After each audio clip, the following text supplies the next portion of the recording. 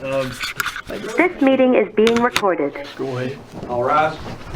Session County Commission is now pursuant to Chairman Rex Nardown preside. You are unmuted.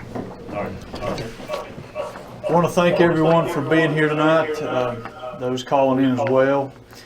We'll do our best to get through this efficiently and try not to leave anyone out, so just bear with us a little bit. I'll begin by opening us up in prayer, and then we will immediately following that have the Pledge of Allegiance. So let's pray. Father in heaven, we thank you for this day. We thank you for this meeting, for all that are here. We thank you for taking care of us in all that we do, and we just pray for those that are being affected by this pandemic, those that are sick, and those that are caring for them. And we just pray your guidance through our meeting tonight, that we will do all in accordance with your will. We thank you for our Savior, Jesus. In his name I pray. Amen. Amen.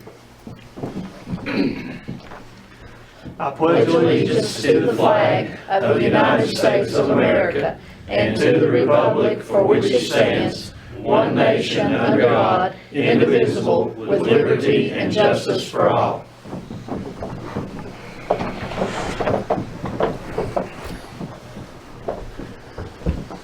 So now would be a good time, I guess, to unmute for a roll call.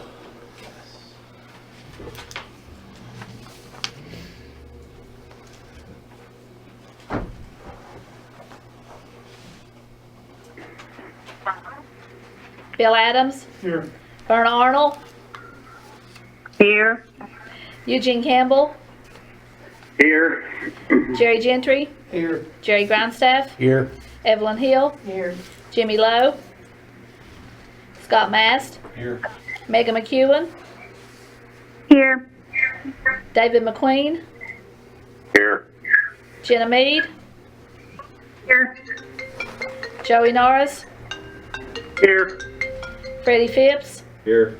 Tommy Poor. Here. Talk to you later. Rick Snyder. Here. Bye. 14 present. We do have a quorum. Have you muted yet, Dustin? I just wanted to ask them if they can hear me all right. Can you guys on the phone hear me okay? Here. Yes. Okay. Yes. Yes. Thank you. Okay, 14 yes, we do have a quorum, so at this time I'll call the meeting to order. Do we have He's on video. Representative Hill? He is on video. Let's see if I can make it. For those listening, Representative Timothy Hill is calling in, and we don't have any public comments, so we're going to move him into the number 5 slot, and he's going to be speaking to us in just a minute.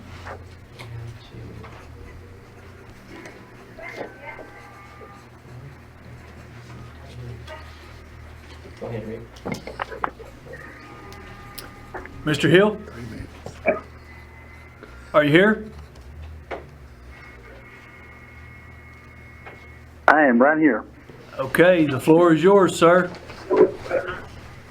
Well, first of all, it's really neat to be joining you guys by phone. But I wanted to just very, very quickly say thank you for the opportunity to serve you guys for the last 8 years. It's meant a lot to my family, to Charity and my 2 boys, but especially to me, to have been able to serve you guys in the State House. And I can't say thank you enough for that opportunity. We made an announcement 2 weeks ago that we want to change the way that we serve Johnson County, not in the way that we serve, but in the venue and serving Congress. And so we're looking forward to serving in that way. But I wanted to come before you guys as best I can during this period in time and just express my gratitude, because Johnson County is a very special place. You all are tremendous leaders, and you all do a lot with a little. And I count it one of the highest honors of my life to have been able to participate with each of you in that regard. And so I just wanted to express that, and also let you all know that my door is open. I'm still your state representative through November, and then maybe something a little more beyond that. We'll see. But but Johnson County holds a very special place in my heart, and I can't say thank you enough for the time that I've had to work for you guys.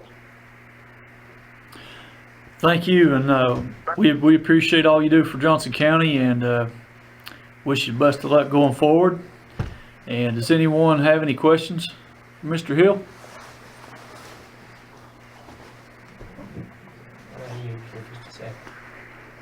That's easy. That's better than any press conference I've had to do lately. We're unmuting our call-ins, so does anyone have any questions for Mr. Hill? Okay, I believe you're off the hook, and again, thanks for calling in. We'll try to get through this meeting under these circumstances, but appreciate you taking the time to speak to us. Yeah, absolutely. And like I said, you guys feel free to reach out to me at any point. We're not gone yet, but hope you guys have a good evening, and praying for the whole county and praying for you guys as you have. You are muted. So have a good night. Sorry, Marlon. You are unmuted. Okay, thank you, sir.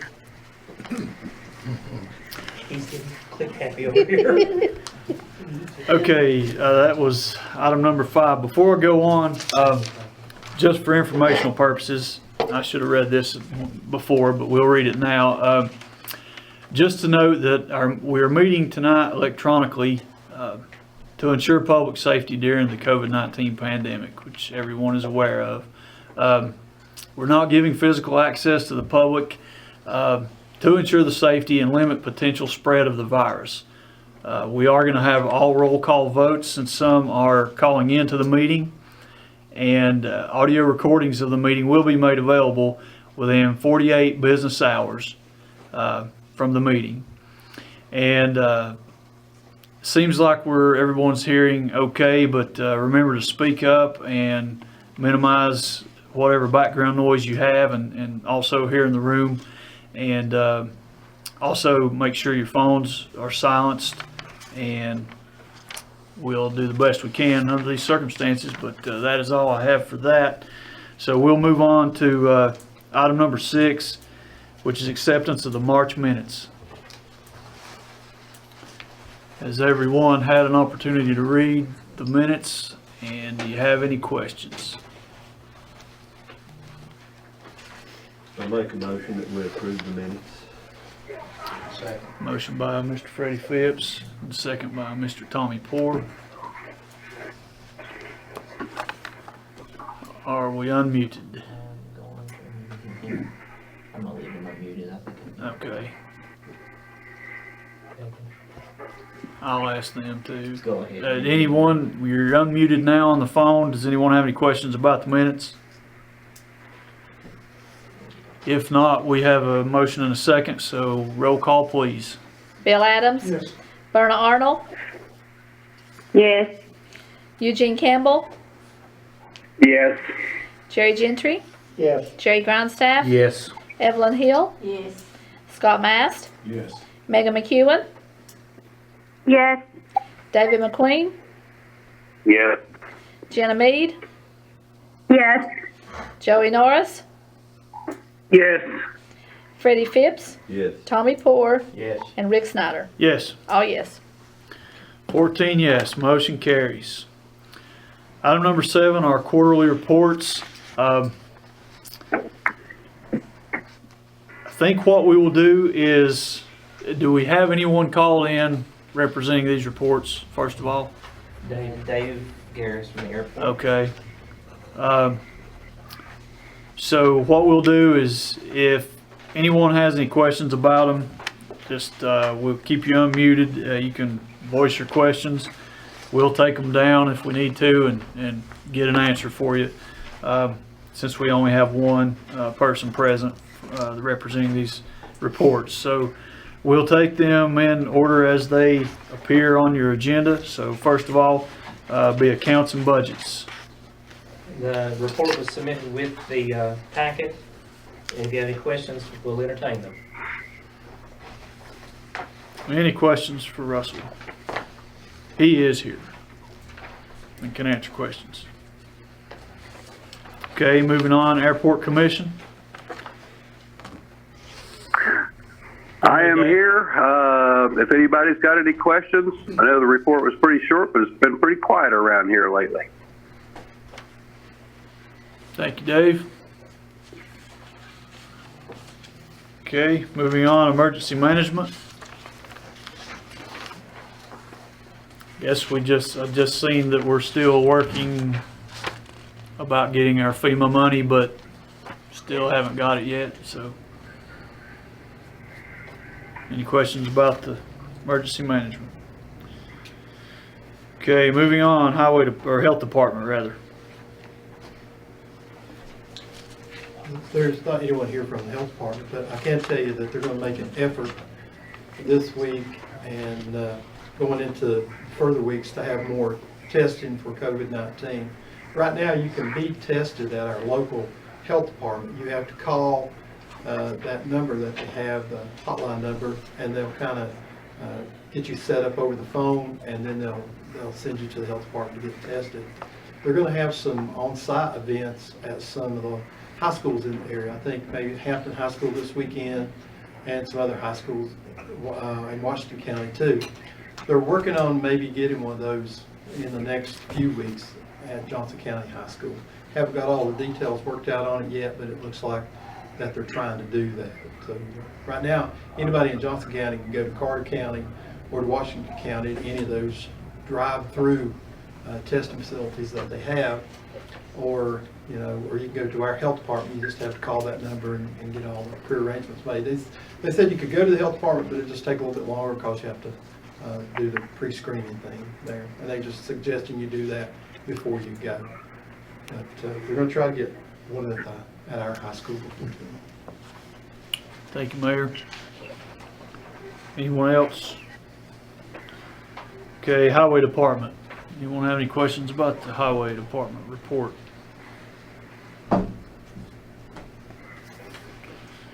Moving on to the library. Anybody have any questions about the library report?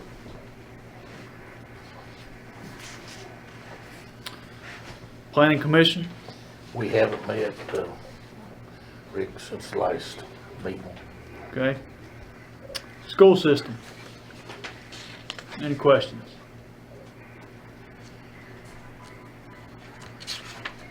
Sheriff's Department? I'll answer any questions you may have.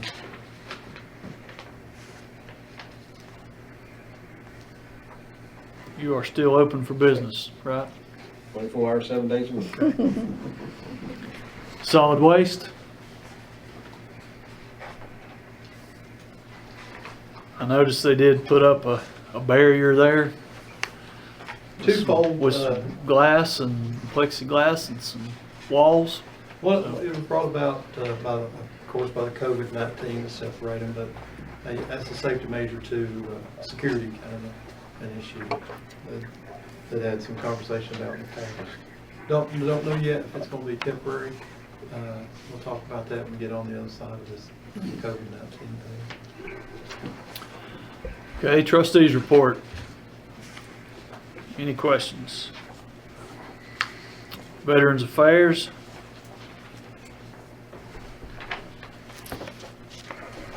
If no questions, I'll entertain a motion to accept the quarterly reports collectively as usual, I guess. I'll make a motion to accept them. Okay, motion made by Mr. Jerry Grindstaff. I'll second. Second by Mr. Jerry Gentry. Okay, roll call please. Bill Adams. Yes. Berna Arnold. Yes. Eugene Campbell. Yes. Jerry Gentry. Yes. Jerry Grindstaff. Yes. Evelyn Hill. Yes. Scott Mast. Yes. Megan McEwen. Yes. David McQueen. Yes. Jenna Meade. Yes. Joey Norris. Yes. Freddie Phipps. Yes. Tommy Poore. Yes. Rick Snyder. Yes. All yes. 14 yes, motion carries. Next item number 8 is notaries. I'm told that we have none, so we'll move on to item number 9, approved budget amendments. There was a packet of amendments that was submitted with your packet. The Budget Committee met earlier this evening and had to approve those amendments, and I'll entertain any questions that you may have.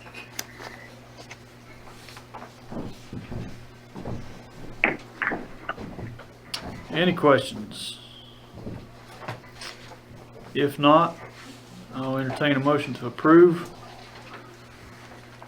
I'll make that motion. Motion by Mr. Tommy Poor. Here a second. Second. Second by Mr. Jerry Grindstaff. Roll call, please. Bill Adams. Yes. Verna Arnold. Yes. Eugene Campbell. Eugene Campbell. Yes. Jerry Gentry. Yeah. Jerry, sorry, that's a tickle. Jerry Grindstaff. Yes. Evelyn Hill. Yes. Scott Mast. Yes. Megan McEwen. Yes. David McQueen. Yes, ma'am. Jenna Mead. Yes. Joey Norris. Yes. Freddie Phipps. Yes. Tommy Poor. Yes. Rick Snyder. Yes. Oh, yes. Motion carries. Item number 10, appointment of County Equalization Board for 2-year terms. And Mr. Matthew Lewis is gonna speak to us about that. I sent out a list. These members have served the last several years, are trained, they do a good job. They are good people, knowledgeable of the county. What we do in the County Surplus Equalization Board is try to get equal representation across the county, so someone out of each area of the five-member board. The Doris Rupert, she serves for Laurel Bloomery area. Mark Wallace is trade, Forge Creek Challenge, Neva. Bill Hammonds is in the city. Wayne Davis, Doe Valley Butler, Huey Long does Shady Valley. Kind of gives equal representation, and that's the goal to, if anybody comes to the board, somebody kind of from their community that is there. So this is for a 2-year appointment. This year, looks like Equalization Board may be done a little different. We've not figured that out quite yet. Training is going to be, it's going to be in my office. So there'll be no travel for that this year. So, if anybody's got any questions?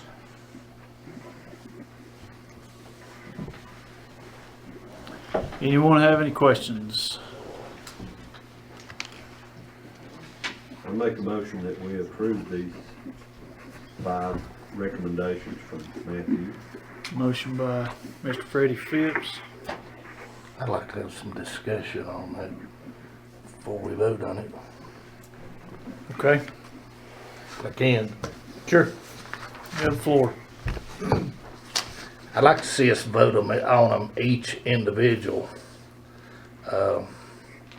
With all due respect to Matthew, his office does a superb job, and all but we've got one on this list that's got the county sued, and we're still in a lawsuit on that, and I don't see, it ain't feasible for him to serve, in my opinion.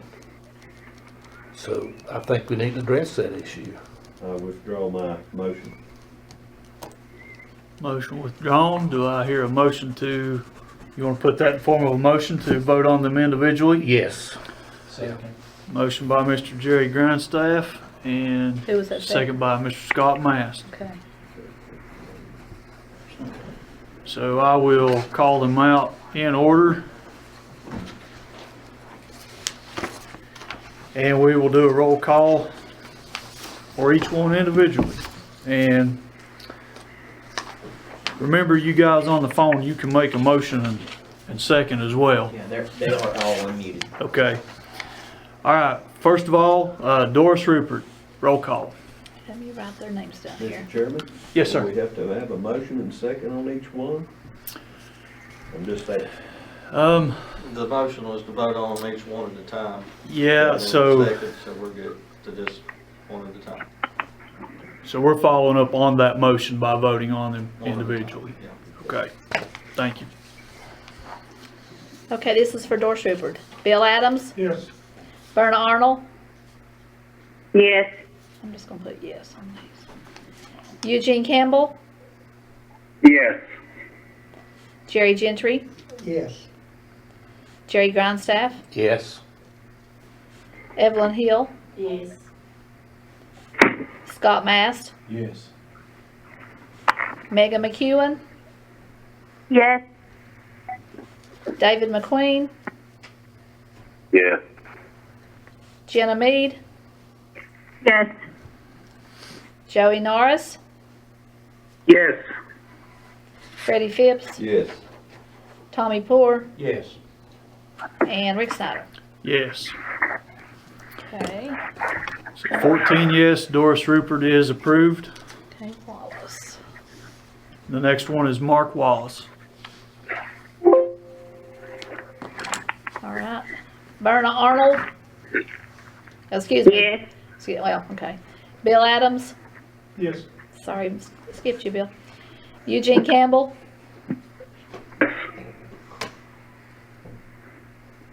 Eugene Campbell. Yes. Jerry Gentry. Yes. Jerry Grindstaff. Yes. Evelyn Hill. Yes. Scott Mast. Yes. Megan McEwen. Yes. David McQueen. Yes, ma'am. Jenna Mead. Yes. Joey Norris. Yes. Freddie Phipps. Yes. Tommy Poor. Yes. And Rick Snyder. Yes. 14 yes. 14 yes, Mark Wallace is approved. Next on the list is Bill Hammonds. Okay. Bill Adams. Yes. Verna Arnold. Yes. Eugene Campbell. Yes. Jerry Gentry. Yes. Jerry Grindstaff. Yes. Evelyn Hill. Yes. Scott Mast. Yes. Megan McEwen. Yes. David McQueen. Yes. Jenna Mead. Yes. Joey Norris. Yes. Freddie Phipps. Yes. Tommy Poor. Yes. And Rick Snyder. Yes. Oh, yes. 14 yes, Mr. Bill Hammonds is approved. Next on the list is Mr. Wayne Davis. Okay. Bill Adams. No. Verna Arnold. No. Eugene Campbell. No. Jerry Gentry. No. Jerry Grindstaff. No. Evelyn Hill. No. Scott Mast. No. Megan McEwen. No. David McQueen. Pass. Pass. Pass, so he said. Jenna Mead. No. Joey Norris. No. Freddie Phipps. No. Tommy Poor. No. And Rick Snyder. No. 13 no's, 1 pass. 13 no's, 1 pass. Wayne Davis is not approved. Moving on, Huey Long. Okay. Bill Adams. Yes. Verna Arnold. Yes. Eugene Campbell. Yes. Jerry Gentry. Yes. Jerry Grindstaff. Yes. Evelyn Hill. Yes. Scott Mast. Yes. Megan McEwen. Yes. David McQueen. Yes. Jenna Mead. Yes. Joey Norris. Yes. Freddie Phipps. Yes. Tommy Poor. Yes. And Rick Snyder. Yes. All yes. 14 yes, Mr. Huey Long is approved. that concludes the list. Can I say something? Yes, sir. I have been in contact with another individual from that community to serve. He was supposed to have called me back before 7 o'clock, but he didn't. So I'll contact him tomorrow. He will do an outstanding job if I can get him talked into doing this. This is not a glorified committee to be on. Right. But he will do a great job. He understands the county business. And he will obviously, it's John Butcher, so I'm talking to, trying to get John to do it and help us out there. I guess what I'm more or less asking, I'll have my training before the next commission meeting. If I can get a blessing, if he does, to let him go ahead and train. Well, could we vote on it, on him if he accepts it tonight? Yeah, I was hoping he would call me back today, and I was going to try to call him, and I ran out of There's time. a CTAS, there's a Tennessee code that says, I printed it out. Matthew needs his glasses. Yeah, they're on my desk. Give me read it for me. No, I read it. You printed Is it. your arms long enough? My belly's too big.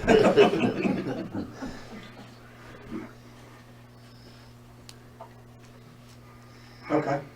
You can make the appointment. to Yeah, it fill says, that. what it says, Pick your guy if he accepts. Yes. according to CTAS, it says if county legislative body fails to elect the members that he proposes, that the county mayor can make an appointment and fill that vacancy. So before I do that though, I want to see, you know, what y'all's feelings on the fellow that he just recommended. What y'all's feelings about that? He's been involved in every, I guess, aspect of county business as far as budgeting and. Otherwise, you'll have to wait until you come back next month and put somebody on, but the Yeah. Tennessee code says you have to have this approved in April, doesn't it? It does, and also now with the board, used to they didn't do this. Now they have to have training. I have to sign and the mayor has to sign off, and we have to send that back to the State Board of Equalization. And I said this is gonna be different this year. We're doing it in my office online. The extension office is graciously gonna let me use their smart board so I can spread everybody out in there. So that training does have to happen before they can actually serve on the board. And even for returning members, they have to go through that training every year. You okay with that one? And Do we need a motion to that to let you know? Not really, I We, think. we don't if he No, can. the That's okay code- with everybody. Okay. The code handles it, yeah, and I think the only thing that we couldn't do is just appoint the person that y'all didn't want. right. So, And I totally understand. Please don't think there's no hard feelings whatsoever. I see. I totally understand. You heard the thing he mentioned? Y'all okay if I point to? So if he calls me tomorrow, As the old saying is, well, I have to get feeding a little sweet feed tomorrow, but I won't call him and see if I can get an answer out of him. if that's the case, I'll point him. And if sign not, off we're on gonna it. back up and putt and see who else we can find. So, well, there's a lot of folks in there. they are. This is an important board. I mean, That's God's country. We don't have a lot of visitors, and that's fine.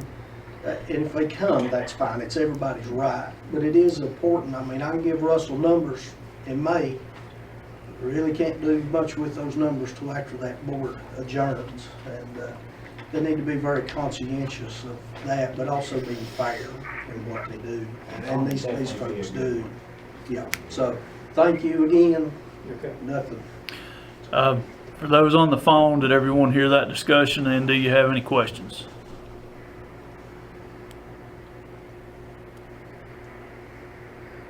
Are they there? Okay. That motion is closed and voted on, so we're moving on now. Do we need to vote on this individual? No, he's not. No, He the didn't do it code, yet. the code He's handles supposed it. to call me. I So- just wondered if he's going to have a vote if he failed. Well, the mayor can appoint. American. But when he lets me know that he's willing to take it, then I can appoint him. We can sign off on it and get this paperwork. Are you okay with that? We won't miss a beat. Okay. Item number 11, agricultural lease, land lease bid. I believe that's on the corn ground near the industrial park. Okay, Mr. Dustin Sharon is going to speak about that. Thank you, Mr. Chairman. We did have a bid opening meeting last Thursday We did receive only one bidder for the agriculture land lease proposal. I did submit that to Mr. John Brookshire, also the Doe Valley Sportsman Association, and then Joseph Keys, which was the brother of the individual that had it last time. Joseph Keys was the only bid submission at $77.07 per acre, which is multiplied by 5.19.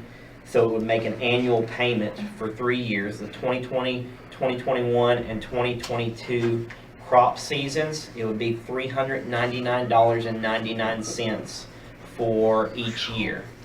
And we had sent letters to the previous leaseholder, Joseph's brother. He did pass away, but we had sent him that we was not going to extend it into this year, his contract, but then because of the apartment proposal, but that has fell through up to this point, so you guys did approve to rebid that out so that we can keep that lot clean. It'll be row cropped and with corn, more than likely, and just seeking your approval to issue this lease agreement with Mr. Joseph Keys. Everyone's heard the bid. He is an employee of the highway department, but it was done in an open bid, openly accessible bid. So I don't believe that. He's matters. not disqualified just by the fact that he's did not submit bids on, county time or anything like that. So we are allowed, if we do have surplus property, as employees of the county, you are allowed to bid on that surplus property as long as you do not do it on county time. So, and if it's open to the public. okay. I'll entertain a motion to approve. I make a motion to approve it. Mr. Jerry Grindstaff, Second. Mr. Scott Mast with the second. Roll call, please. Bill Adams. Verna Arnold. Yes. Eugene Campbell. Yes. Jerry Gentry. Yes. Jerry Grindstaff. Yes. Evelyn Hill. Yes. Scott Mast. Yes. Megan McEwen. Yes. David McQueen. Yes, sorry. Jenna Meade. Yes. Joey Norris. Yes. Freddie Phipps. Yes. Tommy Poore. Yes. Rick Snyder. Yes. All yes. 14 yes, motion carries. Item number 12, purchasing manual updates. Dustin? Yes. Normally, the purpose of the purchasing committee is to help and aid the purchasing agent to update purchasing policies and procedures, but due to everything going on, I felt it'd just be better to come here and get everybody to approve it. What I did submit in your packets were the changes that I'm proposing are highlighted in yellow, as well as there are some amendment appendix attachments that would go into the appendices. So ultimately what it is, it's mirroring the FEMA guidelines and guidance about what constitutes an emergency or an exigency situation. There's definitions that were put into that that defines that. Ultimately, my goal is to have this in writing so that if we get into a tornado situation or a mass flooding event or a major ice storm, if we need to buy something right now to save somebody's life, this emergency or exigency situation would apply if you guys adopt this policy, so that we can go out and buy what we need to save somebody's life or save somebody's property.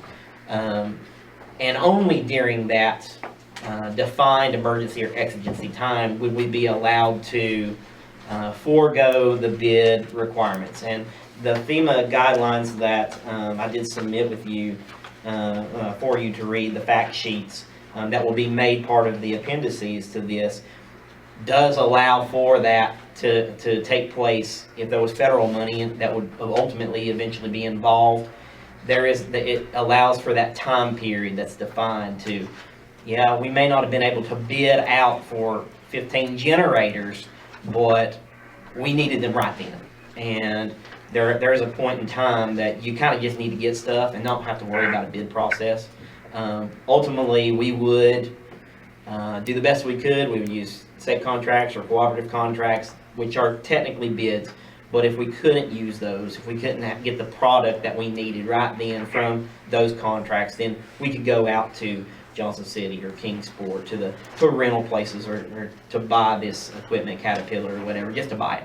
And potentially get reimbursed from FEMA funds. So, and it does change a little bit on the department heads would have the ability to spend up to $1,000 if they could not contact me while I'm not in the office. If it was if there was an emergency, say if the sheriff's department needed some materials to help control a riot and it was on the weekend, that the sheriff would be able to go out with a county issued credit card or on one of our accounts and buy riot gear if that was something that we needed, up to $1,000, and then as long as he followed the TCA code 514-110 and didn't exceed that and let me know the next business day, then it would suffice, but it would come out of his funds.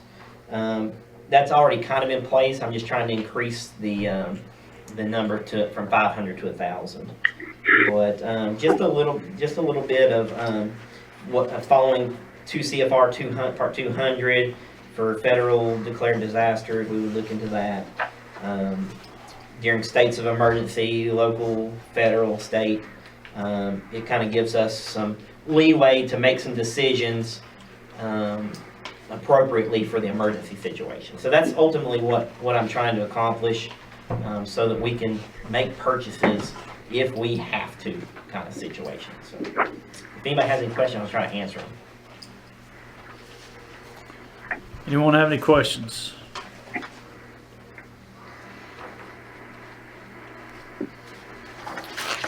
I'll make a motion to approve. Mr. Jerry Gentry with the motion. Second. Second by Mr. Jerry Grindstaff. Roll call, please. Bill Adams. Yes. Verna Arnold. Yes. Eugene Campbell. Yes. Jerry Gentry. Yes. Jerry Grindstaff. Yes. Evelyn Hill. Yes. Scott Mast. Yes. Megan McEwen. Yes. David McQueen. Yes, ma'am. Jenna Meade. Yes. Joey Norris. Yes. Freddie Phipps. Yes. Tommy Poor. Yes. Rick Snyder. Yes. Oh, yes. 14 yes, motion carries. Thank you. Thank you, Dustin. And the last item I have is table to May, the meeting of health and safety regulations. I guess we, 13. Number 13. isn't that what I was reading? There's one been added, I think. There was a corrected agenda sent out. Okay. Okay. I'm looking at the one I got on the email, I guess. So item number 13 is now compensation for employees, and Russell's going to speak to us about that. What this basically is an amended personnel policy that has came down the pipeline from the comptroller's office that's in relation to dealing with the COVID-19 crisis that we're currently dealing with. Just so that everyone sort of understands where we're coming from, just a little bit of the federal background. The Families First Corona Relief Act, or the FFCRA, was effective April the 1st and will go through December 31st of this year. And it basically deals with dealing with COVID-related illness, crisis, or some other form, such as a quarantine, if you've been advised by a healthcare provider to self-quarantine, if you're experiencing symptoms and seeking a medical diagnosis, if you're caring for someone that's in quarantine or is subject to an isolation order, And number 5 is the big one that we're seeing a lot of. You're caring for children whose school or place of care is closed or unavailable due to COVID, or anything else that the U.S. Department of Human Services says is appropriate. And basically, as a public sector employee with more than 100 employees, we are required to follow the federal standard, or we can be a little more lenient with this as long as we don't supersede what's in the law. And basically, there are some paid leave entitlements that are tied to this. And the law says that folks can take up to 80 weeks of paid sick leave at 100% for the first 3, which is a quarantine, you've been advised to quarantine, or you're experiencing the symptoms. And then folks can take up to 10 weeks of paid sick leave, which is at 2/3 of their salary, for items 4, 5, and 6. All right, that basically is just verbatim what the FFCRA Act says. Now, what's important is what we're proposing to do. What we're proposing to do that would affect our employees from April 1st through June 30th only. Basically, we're following the steps that are outlined in the FFCRA, except we're adding one that basically says an employee is unable to work due to a schedule modification of office hours or office closures that are related to COVID-19. And what we've added to this is a caveat that right now, if we are furloughing folks because of office modifications or closures, we are still paying those folks at 100% as if they were here, and we're documenting that. But we're also putting the caveat in that if you have an employee that is furloughed that day and the supervisor or the department head calls, that employee is expected to come into work. If they do not, then at that point we will subject them to using some of their accumulated time, whether it be sick leave, vacation leave, or any accumulated comp time. Any other reason, at this point, we're not going to do that. And we're proposing to go ahead and pay folks at 100% regardless of what reason, even though about 95% of what we're doing right now is item number 1 in our local policy as proposed, is to pay folks that are furloughed because of office modifications or closures. But we're also taking that a step further and also saying that if any of the others apply, we will also pay you at 100%. And we do have some folks that are using the provision of caring for children because of school closures or daycare closures. And this would only apply from now to June 30th. In the event that this crisis supersedes into the next fiscal year, we will have to readdress this. 2 reasons are going. For this to have happened, this is relatively a good time financially for the county, because we're setting on all of the tax collection that we've had happen this year, so we have the adequate cash flow to be able to do this, but also we're still dealing with the appropriations that are in the budget. Now, if this pops back up in the fall, we may have to look at this from a different perspective, because at that point, our cash flows have diminished and we're waiting for that tax collection to occur again. So what we will do at this point, if you approve this as tonight, this would be effective from now until June 30th, and then we would bring it back to you if we need to amend it again to be able to deal with another circumstance if it arises. I know that's a lot. Does anyone have any questions?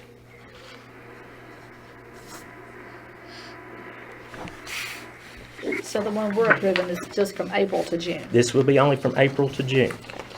But the federal law is actually in effect till December. But we're doing a different one. Okay. Yes. This is over and above what the federal requirement Yes. This is above what the federal requirement is, and the county attorney has reviewed this and said that we are in compliance with the law by doing that. And we're basically following suit to what not just the school system here locally is doing, but a lot of other counties as well as school systems, and this doesn't apply to schools, they have their own, but some other counties across the state are actually doing the same policy right now. They're paying their folks that are furloughed because of closures and modifications. So if we choose to adopt this extra one after June 30th, then we will have to come back. Yes, we will have to bring this Re-adopt it. back to you with a recommendation of how we would handle that. Some of the offices, like with the courts, they specifically ordered them to work in shifts. So that if one person gets sick on that one shift, you're not shutting down the whole place because everybody gets it. So that's truly no fault of their own. Or when we put down the order to cut down traffic, send your folks home, people can't control that. So that's kind of how this all started out. In the governor's press conference today, he kind of indicated, he didn't nail it down 100%, but he kind of indicated that some of Tennessee's portion of that CARES Act money would be going out locally to help reimburse the counties for some of these kind of expenses. But I want to say he was saying Tennessee got $150 million, I believe, our portion of the CARES Act. It might have been more than that, but he was kind of indicating that they were going to put that out into the counties and hopefully help to recoup some of these monies from these COVID activities. And of course, some of the bigger counties, they're doing that because they don't want their trained people to go elsewhere. So. Okay. Any other discussion? Number 6 bothers me a little bit. I mean, that just looks to me like it would be awful wide open for abuse. One thing about that is that is, I assume June 30th might be because school would be out then anyway. And it's the end, so- it's the end of the fiscal year. Okay. We actually would have, if we had an employee who came and said, I'm going to have to take time under FFCRA because of the fact I have to care for my children because I don't have child care, we're going to be required by law to do up to 10 weeks of paid leave, which would be 2/3 of the rate. We have chosen and are proposing not to penalize the employee at this point and pay them at 100%, with the caveat that they are still considered to be on call. So like, for instance, if the office holder says, hey, I need you to come in, I've got to cover because I've got someone else, or I've got a doctor's appointment, or I have an appointment, then that's sort of how we're handling that caveat as well. And if, we get into a situation and say, no, I can't come that day, then we're actually going to take leave for that as well. Which it also says daycare provider, and that would be into the summer as well. Yes. If for whatever reason their daycare And was closed. And we do have a couple of employees, just a couple, that are actually using that provision. Most of our folks are covered under the office modifications or the closures.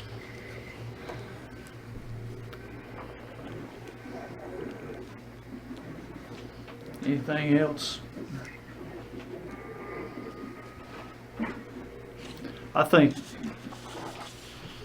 there's going to be a lot of government funding that's going to be abused through this. I'm not sure that there's an answer for it, but it's bound to happen. Each office holder has to be able to trust their folks. Have confidence in the people working for them. Well, let's just use the sheriff, for example, since he's here tonight. What if one or two of his employees says, Sheriff, I have to stay home with my children. You've got to pay them 100%.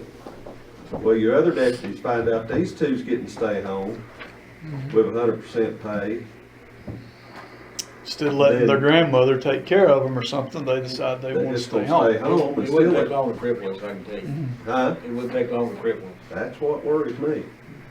Well, With that and again- inspired leadership up there, they have more of a sense of duty. And again, A lot more. we have no choice but to do it under the federal side, but we can back the salary down to 2/3. We're in a catch-20 situation. We have to follow the law because we meet the qualification.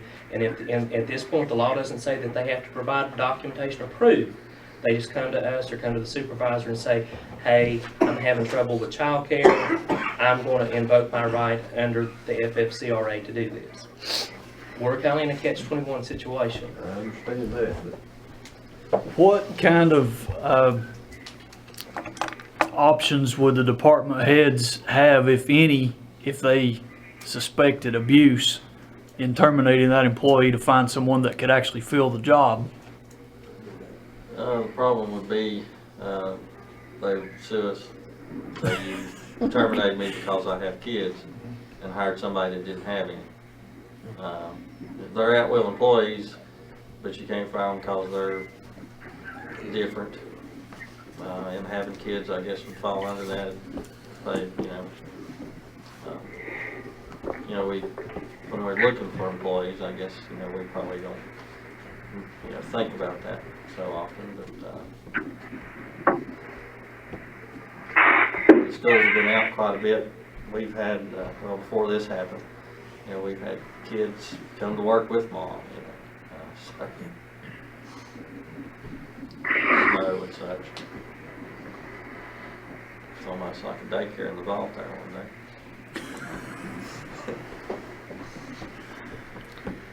None of my employees have little kids, thank goodness.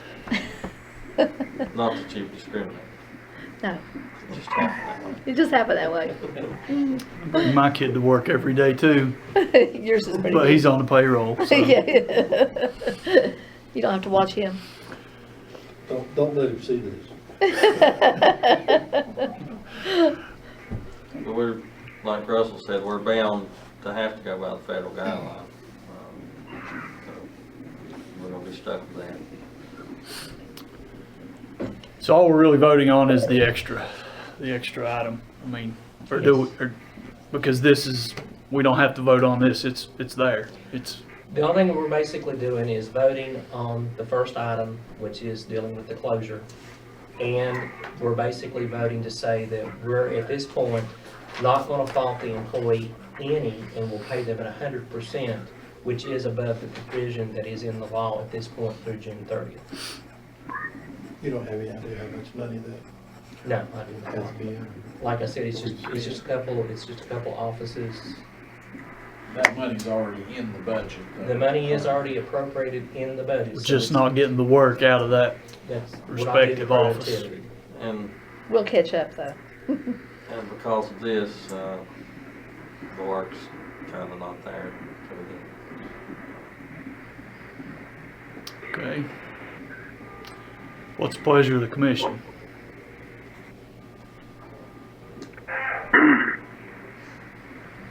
I'll make a motion to approve it through June 30th as presented by Mr. Ross. Motion by Mr. Scott Mast, I'll second. second by Ms. Evelyn Hill.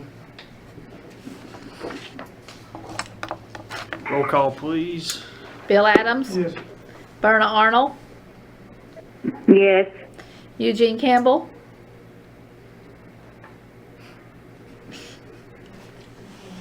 Eugene Campbell. Yes. It's cracking me up.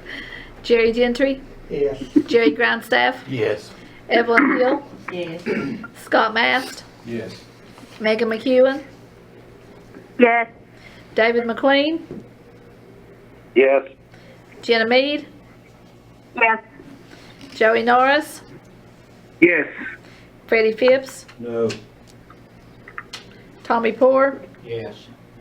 Rick Snyder. Yes. 1 no, 13 yes. 13 yes, 1 no. Motion passes. Now moving on to item number 14. Table to May meeting, the health and safety regulations.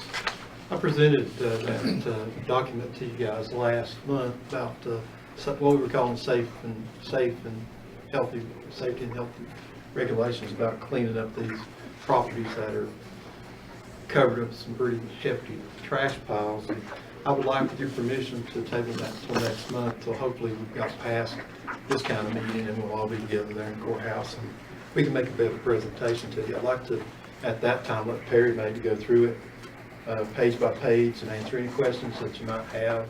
We'll have a little bit of discussion about how we're going to fund that and those kind of things. And So with y'all's permission, I'd like to hold that over until next month. Guess we could get a motion to second and approve that. Mr. Tommy Poor makes the motion. Table the meeting till May. Second.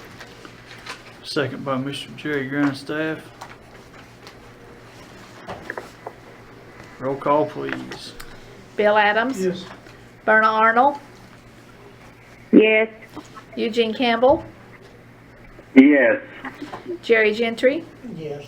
Jerry Grindstaff. Yes. Evelyn Hill. Yes. Scott Mast. Yes. Megan McEwen. Yes. David McQueen. Yes. Jenna Mead. Yes. Joey Norris. Yes.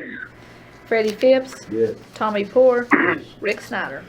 Yes. All yes. 14 yes, motion carries. We'll take that up next month. Eugene may be watching Everybody Loves Raymond at the same time. He's doing something. Okay, that is all I have on the agenda, so does anyone have anything they'd like to speak about? I'd just like to catch everybody up about what I know about COVID-19 so far. I really appreciate y'all's patience as we're working through this. You know, as of today, we've only had those 2 recorded cases, and we've had 29 people tested. Now, obviously, there's been more people tested than that. There's a few tests that haven't come back yet. And I've been trying to keep you guys posted and call you when I find out. I was getting a call every day from the regional health department folks, and that's probably been about a week to 10 days ago. They quit calling me because those numbers got so high they just didn't have time to do that. So now if you go to tn.gov/health, you can see it every day. It comes out at 2 o'clock Central, 3 o'clock our time. So you can get the update just as soon as they put it out there when everybody else is getting it. But right now, I think the social distancing is working. I think it's arguable, I guess, whether people are really abiding by it or not. But I think people are being pretty cautious, and I notice a lot of people wearing masks, and a lot of people are doing those kind of things. The governor has been having a press conference, maybe not every day, but almost every day. And then on Tuesdays and Thursdays, there's a telephone conference like this with regional health department folks, and then there's 1 or 2 about every day, trying to keep everybody up to speed. But they're saying now, as of today, the couple of ones I've listened to today are saying that they think we have flattened out, that curve, and we've crossed the top, and we're coming down the other side a little bit now. So they think that our cases are going down, even though they're testing a lot more people. Now just know, if they set up a testing site in Johnson County and they start testing a lot more people, our numbers are probably more likely going to go up of cases. That's kind of the way it works, I think. The more you test, the more your odds of getting a positive is there. The governor is really, the last 2 days, he's really pushing, trying to get this state opened back up somewhere around the 1st of May. And he prefaces almost all those conversations with this point that we're going to try to get this state opened up back to business, but the virus is yet going to be here. And, we're going to have to find a way to deal with that. So he hasn't come out specifically. He has a task force of people together that's working on it. Hopefully in the next week or so, he's going to come out and give some specifics about how he's going to open the state up, how he's going to, who he's going to start with, and those kind of things. Obviously, the schools were the first people sent home. Obviously, they're not going back this year, so so he doesn't have to worry about those. I think the ones you'll see him really focus on will be the elderly and those that have some sort of medical conditions. He'll probably, there'll probably be some requirements around those kind of people. But he's saying that they're going to try to get this state open and get people back to business because, as you guys already know, we can't maintain like we are. We can't keep paying people, Freddie, for staying at home working. There's not enough money out there to do that. So far as I know, there's 2 cases and they've recovered. There wasn't any hospitalization required for those 2 patients. And so now we're probably about 2 to 3 weeks past them being infected with the virus.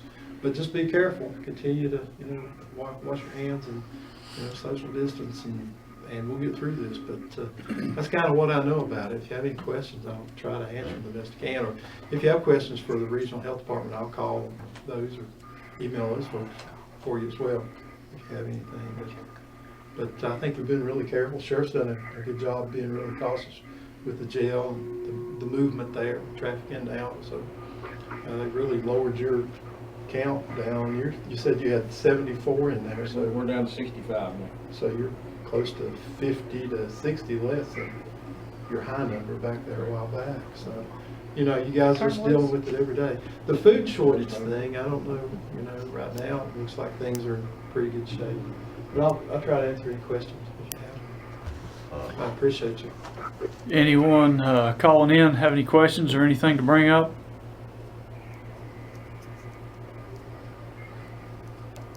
Anyone else here? I want to thank Dustin for setting all this up and the extra work this has put on him to get the electronics set up for us for this meeting, so appreciate that. If nothing else, I'll entertain a motion to adjourn. Jimmy's not here, so somebody's gonna have to speak up. We got all kinds of. Jerry Grindstaff and Evelyn Hill, and all yes, motion carries. The recording has stopped. It's